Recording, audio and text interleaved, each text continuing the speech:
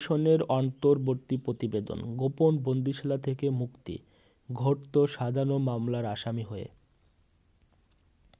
গুমের শিকার হওয়ার পর যেসব ব্যক্তি জীবিত ফিরে এসেছেন তারা নির্যাতন, জিজ্ঞাসাবাদ ও দীর্ঘদিন গোপন বন্দিশালায় আটকে থাকার পরেও ছাড়া পাননি। এক পর্যায়ে গোপন বন্দিশালা থেকে তাদের বের করার পর সাজানো মামলায় গ্রেপ্তার দেখিয়ে আটকে রাখা হয়েছে।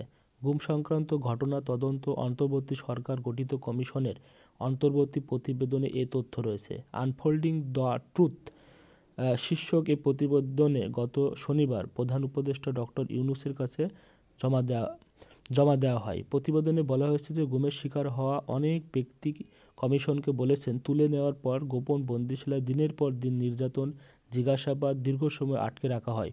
পরে যাদের হাতে বন্দী ছিলেন তারাও স্বীকার করতেন যে তারা কোনো অপরাধমূলক কর্মকাণ্ডে জড়িত ছিলেন না, কিন্তু এরপরও তাদের বিরুদ্ধে মামলা দেওয়া হতো। এক্ষেত্রে যুক্ত ছিল আনুষ্ঠানিক কোনো ব্যাখ্যা ছাড়াই গুমের শিকার ব্যক্তিদের ছেড়ে দেওয়া যাবে না। কিছু ক্ষেত্রে ভুক্তভোগীদের সামনে এ কথা বলা হতো। গুমের মতো বেআইনি কাজ ধামাচাপা দিয়ে ভুক্তভোগীদের সাজানো মামলায় গ্রেপ্তার দেখানো হতো। প্রতিবেদনে বলা হয়, গুমের শিকার অনেক ব্যক্তিকে ভিত্তিহীন অভিযোগে পুলিশের হাতে সোপর্দ অথবা আদালতে হাজির করা হয়েছে। এক্ষেত্রে সন্ত্রাস বিরোধী আইন, অস্ত্র আইন, বিস্ফোরক দ্রব্য আইন, বিশেষ ক্ষমতা আইন, ডিজিটাল নিরাপত্তা আইনে ভিত্তিহীন মামলা করা হয়েছে। এ ধরনের কারসাজি শুধু গুমের প্রকৃতি নিয়ে ধোঁয়াশা তৈরি করেননি, পাশাপাশি এতে গুমের শিকার ব্যক্তিদের ভোগান্তি বেড়েছে। কারণ গোপন বন্দিশালা থেকে ছাড়া পাওয়ার পরও মিথ্যা মামলা ও ত্রুটিপূর্ণ বিচার ব্যবস্থার কারণে বছরের পর বছর ধরে এইসব মানুষকে হয়রানি ও ভোগান্তিতে পড়তে হয়েছে।